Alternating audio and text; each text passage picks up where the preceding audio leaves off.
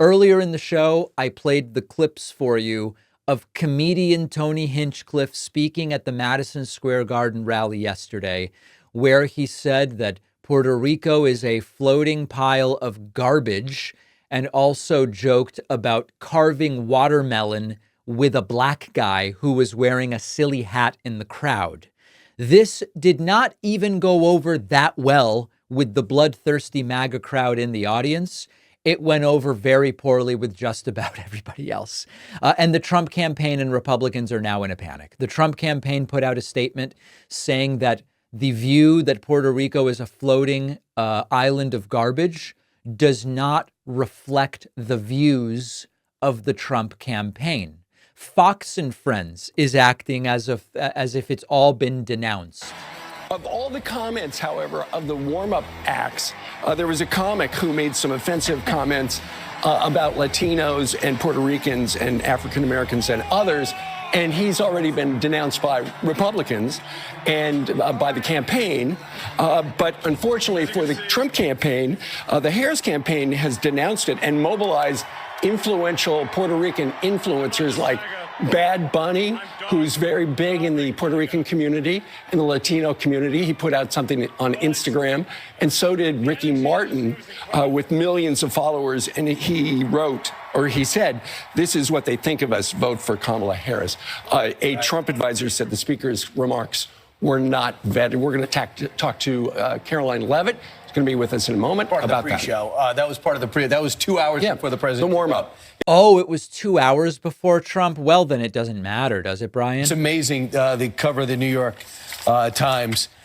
Trump at Garden, a closing carnival of grievances, misogyny, and racism. Oh, only somebody who works for the Harris campaign and pretending to be a reporter for the New York Times would write something like that if you watched that 3 hours or 4 hours. You had to flip around to get it. We didn't take all of it live. Yeah. Of course, Brian Kilmeade is completely delusional there, and it was actually completely representative of what we saw throughout the rally. And then even Republican Rick Scott tweeting that this was not good, tweeting, quote, "This joke bombed for a reason. It's not funny and it's not true. Puerto Ricans are amazing people and amazing Americans. I've been to the island many times. It's a beautiful place. Everyone should visit. I will always do whatever I can to help any Puerto Rican in Florida or on the island." And of course, as is always the case with these guys, we don't know whether he means it or he's accurately recognizing, hey, you know what? There's not only Puerto Ricans in Florida whose votes I need, but in general, there are more Latino voters in Florida as a percentage than in many other states. And I don't want to see them be offended and vote for the Democrat, which is a real problem. If you hear this sort of nonsense, you should be saying to yourself, wait a second, who am I voting for? What am I doing? What? What did they say? So the Republican Party certainly in damage control mode. Trump himself has not denounced this at this point in time, although the campaign put out a statement saying it doesn't reflect the views of Donald Trump. How big of a problem does Tony Hinchcliffe create for the Trump campaign at this point in time? Let me know what you think. Email me info@davidpakman.com. I want to hear from you. I wrote a book. This was so much work and a long time coming, but I am thrilled about how it turned out, and I hope you will read it. The book is called The Echo Machine. The 10-second summary is I explain how things broke in American politics, how to fix it, and which countries have already figured it out. No matter who wins in November, we need a plan, and that's what the book is about. If Trump wins, the book is a warning about how we got here and how to prevent it from getting worse. If Kamala Harris wins, the book explains what we do with this incredible opportunity to improve the lives of Americans.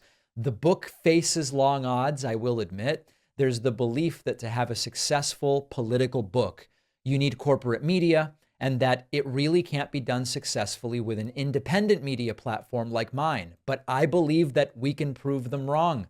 I hope you will order the book today. You can get The Echo Machine at davidpakman.com/echo.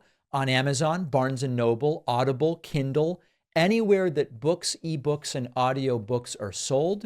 You can also call any local bookstore, ask them to order The Echo Machine by David Pakman. No matter where you get the book, you will get the free pre-order bonuses, including a signed book plate. After ordering, just go to davidpakman.com/freebookstuff. davidpakman.com/free book stuff to get the free stuff. Let's do this.